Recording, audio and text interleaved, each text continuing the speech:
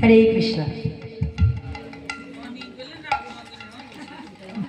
সমাবেত সকল গৌরপ্রিয় কৃষ্ণপ্রিয় সাধুগুরু বৈষ্ণবমণ্ডলী, কৃষ্ণ ভক্তিমতী মাতৃমণ্ডলীগণ, সকলের শ্রীচরণে আমাদের সকলের পক্ষ হতে শত সহস্র কোটি প্রণাম।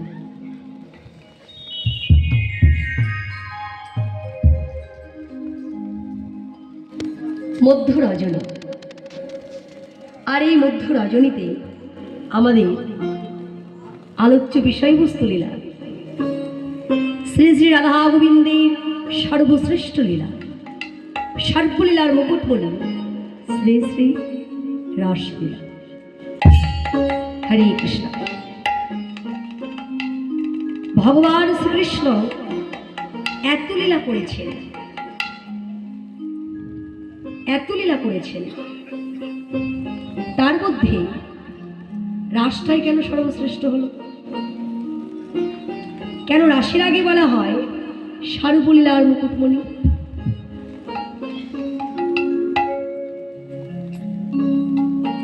ভগবান লীলা করে গেছেন, রাসলীলা সর্বশ্রেষ্ঠ, সর্বলীলার মুকুটমণি। কিন্তু কেন? অনেকে আমরা ভাবি যে রাস দেখতে যাবে, রাস দেখতে যাবে। অনেকে বলে না, দিদি এখনো ঘুমোচ্ছ, ওঠো দেখি, রাস দেখতে যেতে হবে। কি আমরা বলি না? কিন্তু একটা কথা সবসময় মনে রাখতে হবে, রাস দর্শনীয় নয়, আস্বাদনীয়।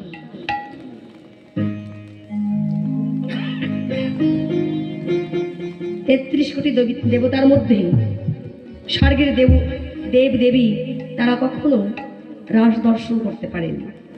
আমরা তো সাধারণ মানব জাতি, আমাদের ক্ষমতা কোথায় যে রাস আমরা দর্শন করব? বৈষ্ণব মহাজনীরা বৈষ্ণব পদাবলী দ্বারা যতটুকু আমাদের কাছে পৌঁছে দিয়েছে, আমরা ততটুকু শুধু আস্বাদন করতে পারি। তার কারণ রাস দেখতে পারবো না, আর দেখলেও বুঝতে পারবো না। রাসলীলা, রসলীলা, রাস শব্দের অর্থই হচ্ছে রস। রস দেখে বোঝা যায় কেমন, সে খেজুর গাছের রসই হোক আর আখের রস, তালের রসই হোক বা ফলের রস। রস কি দেখে বোঝা যায় যে রসের মধ্যে কি আছে? বোঝা যায় না, ধরেও বোঝা যাবে, দেখেও বোঝা যাবে না, ধরেও বোঝা যাবে না। তাহলে কি করতে হবে? একেবারে বাংলা ভাষা বলে খেতে হবে, না খেলে বোঝা যাবে। খেলে বোঝা যাবে যে রসের মধ্যে কি আছে। রাস ঠিক তদ্রূপ, দর্শন করে বোঝা যাবে না, আস্বাদন করতে হবে। গুরুচরণ আশ্রয় করে, গুরু কৃপা লাভ করে, পাত্র তৈরি করে কেউ যদি রস গ্রহণ করতে পারে, আস্বাদন যদি করতে পারে গ্রহণ করবার পর, তবেই সে বুঝতে পারবে যে রসের মধ্যে কি আছে। তাহলে চলুন আমরা সবাই মিলে শ্রীধাম নবদ্বীপে গিয়ে তদোচিত গৌরচন্দ্র আস্বাদন করে তারপরে আমরা সকলে যাব মধুময় শ্রীধাম বৃন্দাবনে। হরে কৃষ্ণ, হরে কৃষ্ণ, নিতাই গৌর হরে হরে হরে হরে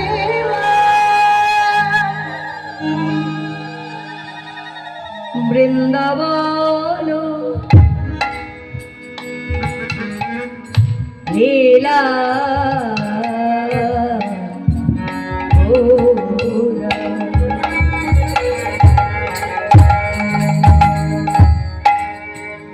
মনেতে করিল বৃন্দাবন লীলা গৌর গৌর মনেতে করিল ওগো যমুনার ভাব সুরা সুরধ্বনি রে করিল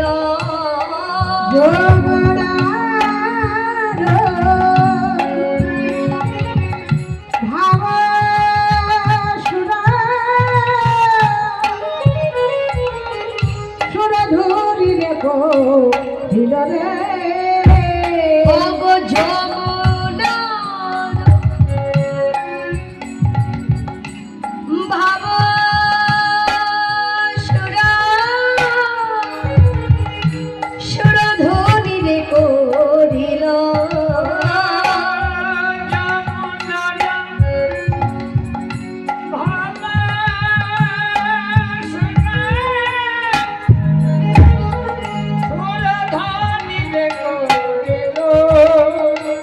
মনেতে পড়েছে মনেতে পড়েছে ব্রজ ছেড়ে নদে এসে ভাব মনেতে পড়েছে ছেড়ে নদে এসে ভাব মনেতে পড়েছে ওরা ভাবে তুমি ভাড়া আমার ভাবে তেরি ঘোরা আমার আমার রসের গোড়া ভাবে তুমি ভাড়া আমার রসের গোড়া ভাবে তেরি ঘোরা সে যে ভক্তগণের চিত চূড়া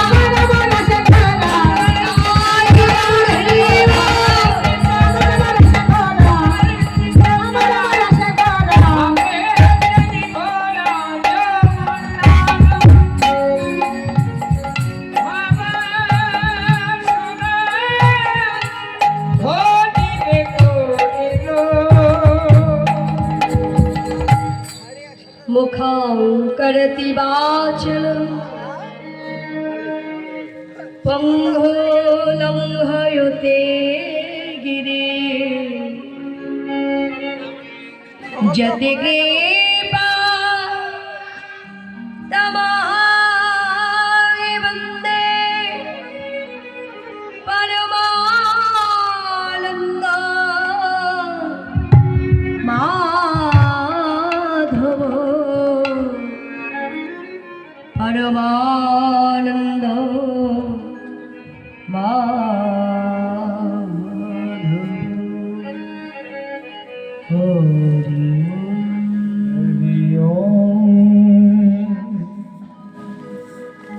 শ্রীধাম নবদ্বীপ নবদ্বীপের মাটিতে পতিত পাবন গৌর সুন্দর মধ্য রজনীতে তিনি ভাবে বিভোর হয়েছে। কৃষ্ণ মহাজন এক পাশে দাঁড়িয়ে আমার গৌরাঙ্গে ভাবে মূর্তিখানি দর্শন করে তিনি বর্ণনা করলেন বৃন্দাবন লীলা গোড়ার মনেতে পড়িল যমুনার ভাব সুরধ্বনি রে সেই পুরবের ভাবে বিভাবিত হয়েছে আমার পতিত পাবন নগরী। পুরবে পূর্বে শব্দের অর্থ হচ্ছে আগে, তাহলে তিনি আগে কোথায় ছিলেন? বৃন্দাবনে। ব্রজেন্দ্র নন্দন যিনি শচীসুত হইল তিনি, বলরাম হইল নিতাই, দিনহীন যত ছিল হরিনামে উদ্ধারিল তার সাক্ষী জগায়ার মাথায়। আজ সেই ভাবিনীতি গৌর চাও নবদ্বীপে ঈষৎ কম্পিত বনভূমি দর্শন করে বারবার যেন তিনি বলতে লাগলেন, বলে তো সে বৃন্দাবন, বলে তো সেই বৃন্দাবন, বলে তো সেই বৃন্দাবন, তো সেই বৃন্দাবন, এই তো সেই বৃন্দাবন, এই তো সেই বৃন্দাবন, এই তো সেই বৃন্দাবন। বলে তো সেই বৃন্দাবন, ভাবা বেশে গোরা বলে এই তো সেই বৃন্দাবন। ভাবাবেশে গোরা বলে এই তো সে বৃন্দাবন। এই তো সে বৃন্দাবন, এই তো সে বৃন্দাবন। আহা, কৃষ্ণ মহারাজ বলেন প্রভু এটা তো বৃন্দাবন নয়, এটা নবদ্বীপ। নব শব্দের অর্থ হচ্ছে নূতন, দ্বীপ শব্দের অর্থ হচ্ছে আলো। চিত্ত শক্তি দ্বারা সৃজিত যে স্থান তাহাকে বলা হয়েছে নবদ্বীপ ধাম। যদি কেউ মনে করে এই স্থানটা আমরা খুঁজে বের করব, তাহলে স্থানটাকে খুঁজতে গেলে আমাদের চারিদিকে ঘুরতে হবে, ভালো করে খুঁজতে হবে, তো না হলে আমি পাবো কি করে? কৃষ্ণ মহারাজ বললেন অনন্ত করে বিশ্ব ব্রহ্মাণ্ডে তুমি যত জায়গায় খোঁজো না কেন পাবে না। যদি পেতে হয় আপন ঘরে বসে আগে তাকে খোঁজো, নিজের ঘরটাকে পরিষ্কার করে চিত্তটাকে শুদ্ধ করে একবার চেয়ে দেখো, নবদ্বীপ অন্য কোথাও নয়, নবদ্বীপ তোমার হৃদয় মন্দির। কৃষ্ণ মহারাজ বলে প্রভু আমার মনে বলে তুমি আছো ভগবান, চোখে বলে তুমি না। আমার মনে বলে তুমি আছো ভগবান, চোখ বলে তুমি নাই। আমার মনে বলে তুমি আছো ভগবান, চোখে বলে তুমি নয়। মনে বলে তাই ঘুরি দেশে দেশে, মনে বলে তাই ঘুরি দেশে দেশে। আমার মা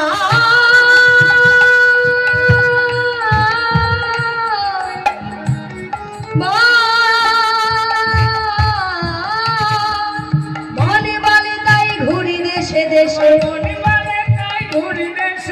তোমার দেখা না পাই, চোখে বলে তুমি নাই। আমার মনে বলে তুমি আছো ভগবান, চোখ বলে তুমি নাই। আমার মনে বলে তুমি আছো ভগবান, চোখে বলে তুমি নয়। মনে বলে তাই তৃণলতা গাছে বোঝে সব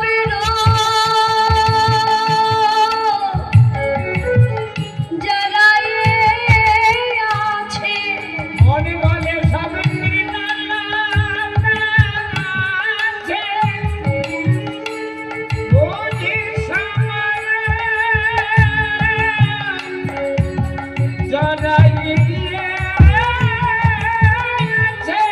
চোখে বলে তাই সান্ত্বনা দিয়ে, চোখে বলে তাই সান্ত্বনা দিয়ে। আমার চোখ বলে তাই সান্ত্বনা দিয়ে, চোখে বলে তাই সান্ত্বনা দিয়ে। নিজের নিজে বোঝাই, চোখে বলে তুমি নাই। আমার মনে বলে তুমি আছো ভগবান, চোখ বলে তুমি নাই। আমার মনে বলে তুমি আছো ভগবান, চোখে বলে তুমি নয়। আমার মনে বলে তুমি আছো ভগবান, বলে তুমি নাই। অনন্ত কোটি বিশ্ব ব্রহ্মাণ্ডে যতই খোঁজো না কেন তাকে পাবে না। তাকে পেতে গেলে আগে নিজের ঘরে খোঁজো, চেয়ে দেখো তোমার ঘরে সে দাঁড়িয়ে আছে, আমি দেখতে পাচ্ছি না কেন? তাকে দেখতে গেলে এই নয়ন দিয়ে আমরা তাকে দেখতে পাবো না। যদি মনে মনে ভাবি এই নয়ন দিয়ে তো আমরা সবকিছুই দেখতে পাই, তাহলে এই নয়ন দিয়ে ভগবানকে কেন দেখতে পারবো না? কি করে পারবো? বৈষ্ণব মহারাজ বললেন নয়ন বন্ধ করো, তাকে দেখতে পাবো না। আচ্ছা মা, আমরা নয়ন বন্ধ করলে কি দেখতে পাই? কিছু দেখতে পাই? কিচ্ছু দেখতে পাই না। নয়ন দুটো বন্ধ করলে আমরা অন্ধকার ছাড়া আর কিচ্ছু দেখতে পাই না। কেন দেখতে পাই না? কেন অন্ধকার দেখতে পাই? চারিদিকে অন্ধকার কেন? কারণ ভগবান আমাদের দুটো করে নয়ন দিয়েছে সবাইকে।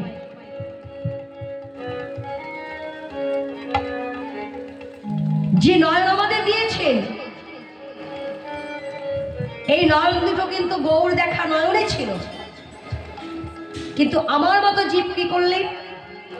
বিষয়ে কলির জীব মত্ত নাহি কৃষ্ণ প্রেম তত্ত্ব, এই মতো দেখিয়া ধরণী কলিকাল স্বল্প বিষে মত্ত জীব মিথ্যা রসে, না বুঝিল কে বাসে। বিষয়কে আঁকড়ে ধরে বিষয় সাগরে ডুবে হাবুডুবু খেতে খেতে খেতে খেতে কখন যেন কৃষ্ণ তত্ত্বটাকে ভুলে গেছে। কৃষ্ণ তত্ত্বটা ভুলে গিয়ে আমরা কি করেছি? মায়ার কোলটাকে বেছে নিয়েছি, মায়ার কোলে শয়ন করেছি, বিষয় বালিশকে মস্তকে ধারণ করে মোহ ঘুমে অবিরাম ঘুমিয়ে যাচ্ছি। ঘুমোতে ঘুমোতে কখনই যেন ওই মায়ার জাল, মায়ারূপী পর্দা আমার নয়নের সম্মুখে পড়ে গেল, যার কারণে আমি নয়ন বন্ধ করলেও আমি গৌরহরিকে দেখতে পাই না।